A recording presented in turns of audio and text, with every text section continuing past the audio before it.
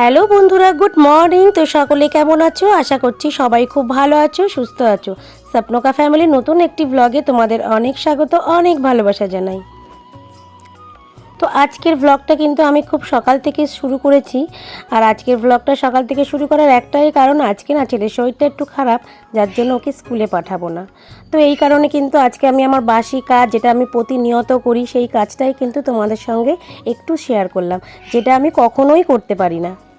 আর যারা আমার ভিডিও প্রতিনিয়ত দেখো তারা তো অবশ্যই জানো যে আমি সকালের ভিডিও, মানে সকালে উঠে কাজ কর্ম করার ভিডিও আমি কিন্তু শ্যুট করতে পারি না বা তোমাদেরকে শেয়ারও করতে পারি না। কিন্তু সেই সুযোগটা আজকে পেয়েছি, তো এই কারণে আজকে কিন্তু আমি তোমাদের সমস্ত কাজকর্ম করা তোমাদের সাথে শেয়ার করলাম। তো ছেলে যেহেতু ঘুমোচ্ছে আর আমার কিন্তু পড়ানোটা আছে, ছেলেকে শুধু স্কুলে পাঠাবো না, তো এই কারণে আমার ওই তাড়াহুড়ো ব্যাপারটা কিন্তু আজকে নেই। তো আমার পড়ানো কিন্তু 7:30, আর আমি কিন্তু উঠেও পড়েছি, ওই 6:30তেই উঠেছি, যে সময় আমি ঘুম থেকে উঠি আর কি।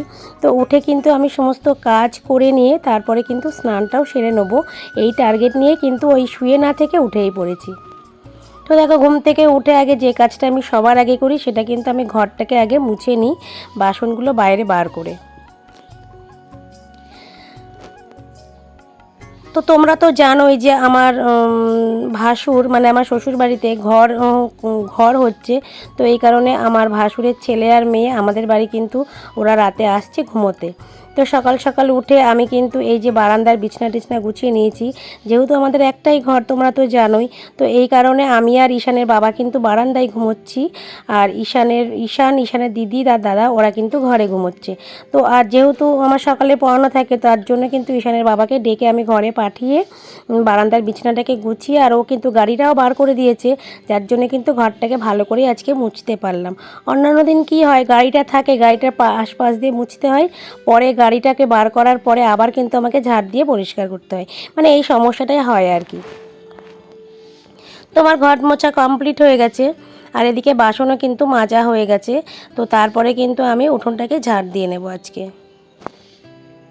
আমার উঠোন ঝাঁটের ভিডিও কিন্তু আমি তোমাদেরকে কখনোই দিইনি, এই মানে অনেক মানে ভিডিও শুরুর অনেক আগে।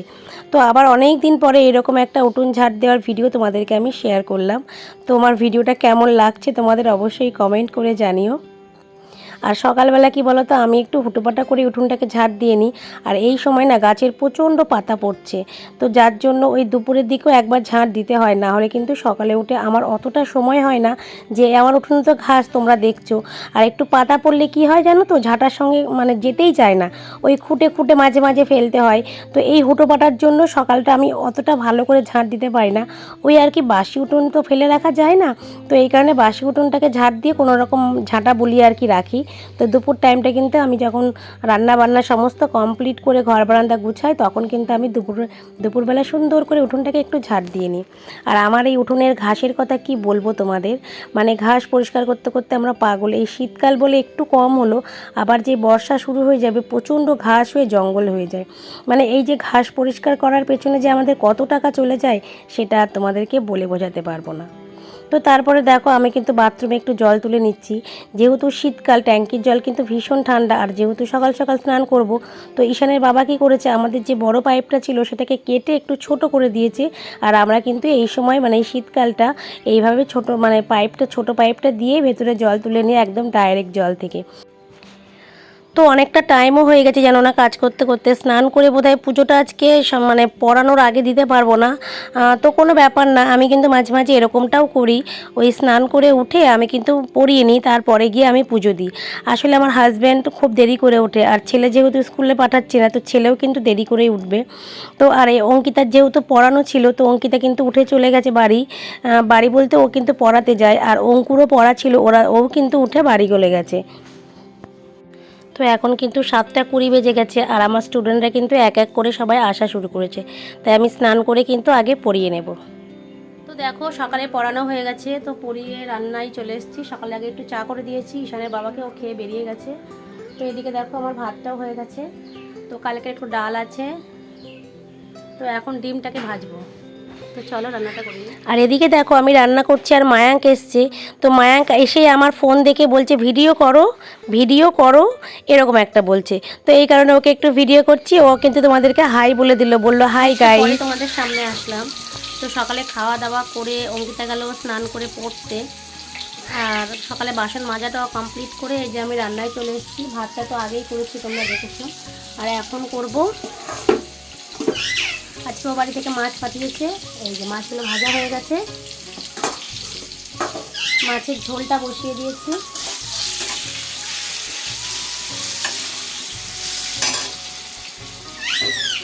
আর এই যে এখানে মশলাগুলো কেটে নিয়েছি, মশলাটা পিসবো। আর ইচ্ছা আছে এই যে সবজি আছে কিছু, ওগুলো ছোটো ছোটো করে কেটে ভাজা করব, এই আজকে রান্না বান্না। তো আজকে একজনের আসার কথা আছে আমাদের বাড়ি, তো কখন আসবে এখন আমি জানি না, আসবে বলেছে। তো আসলে তো তোমরা দেখতেই পাবে। তো চলো রান্নাটা করে নিই। এই যে আমার এক বান্ধবী এসছে, তোমরা অনেকেই হয়তো চেনো, তো অনেক রিকোয়েস্ট করার পর আজকে এসছে। এখনই এসছে, ভেতরেও আসবে না, তো জোর করে নিয়ে আসলাম। ঠিক আছে, এই দেখো দিদিভাই ভীষণ ভালো, তো তোমরা দিদিভাইয়ের ভিডিও প্রত্যেক দিন দেখবে, আর সত্যি ভীষণ ভালো, না সত্যিই ভালো। দীপিকার ফ্যামিলি, এটা হচ্ছে দিদিভাইয়ের চ্যানেলের নাম। তোমরা অনেকেই হয়তো দিদিভাইয়ের ভিডিও দেখো, আর আমি তো রীতিমতো দিদিভাইয়ের ফ্যান, প্রথম থেকে আমি দিদিভাইয়ের ভিডিও দেখি কন্টিনিউ। আমার ভীষণই ভালো লাগে দিদিভাইয়ের ভিডিও দেখে, কিন্তু আমি অনেক কিছু শিখেছি, মানে কি কি শিখেছি সেটা আমি বলে বোঝাতে পারবো না। তো দিদিভাই যে আমার সঙ্গে দেখা করতে আমার বাড়ি এসছে, এটাতে আমি ভীষণ খুশি হয়েছি। তা অনেকক্ষণ বসে দুজনে একটু, অনেকক্ষণ বলবো না, 10 মিনিট মতো আমাদের বাড়িতে বসেছিল। তো দুজনে একটু গল্প করলাম। আর আমাদের কি বলতো, এই প্রথম কিন্তু সামনাসামনি দেখা হলো, এর আগে কিন্তু যে যার ভিডিও দেখি, আর ওই ফোনে কিন্তু দু একবার কথা হয়েছে। তো যাই হোক, সামনাসামনি একটু দেখা হলো, খুবই ভালো লাগলো। তো 10 মিনিটের জন্য হলেও যে উনি আমার বাড়ি এসছে, আমি কিন্তু ভীষণই খুশি। তো এটাই। তো দিদিভাই আমাকেও অনেকবার অনুরোধ করে গেছে দিদিভাইয়ের বাড়ি যাওয়ার জন্য, তো আমারও ইচ্ছা আছে দিদিভাইয়ের বাড়ি অবশ্যই আমিও যাব। আমাদের বাড়ির কাছে একটা নেমন্তন্ন অ্যাটেন্ড করতে কিন্তু দিদিভাই এসছেন, তো সেখানে এসেই কিন্তু আগে আমার সঙ্গে দেখা করতে এসেছে। তো গল্প করে দিদিভাই চলে গেল, যেহেতু নেমন্তন্ন বাড়ি যাবে। তো তারপরে দেখো সন্ধ্যাবেলা আমরাও কিন্তু নেমন্তন্ন বাড়ি চলে এসেছি। আমাদের বাড়ির সামনে একটা কালী পুজো, তো একটা কালী পুজো বলতে এখানে বছরে 3বার পুজো হয়, 3বার কালী পুজোতে কিন্তু আমি আসি, আমার ভীষণই ভালো লাগে। তো এবার অঙ্কিকেও নিয়ে এসেছি। তো আজকের ভিডিওটা কিন্তু আমি এখানেই শেষ করব। আজকের ভিডিওটা তোমাদের কেমন লাগলো অবশ্যই আমাকে কমেন্ট করে জানিও। তো ততক্ষণে সবাই ভালো থেকো, সুস্থ থেকো। আর অঙ্কিতাকে আনতে পারলাম না, ও একটু লজ্জা পেল। যাই হোক, সকলে ভালো থেকো, সুস্থ থেকো, সকলকে টাটা।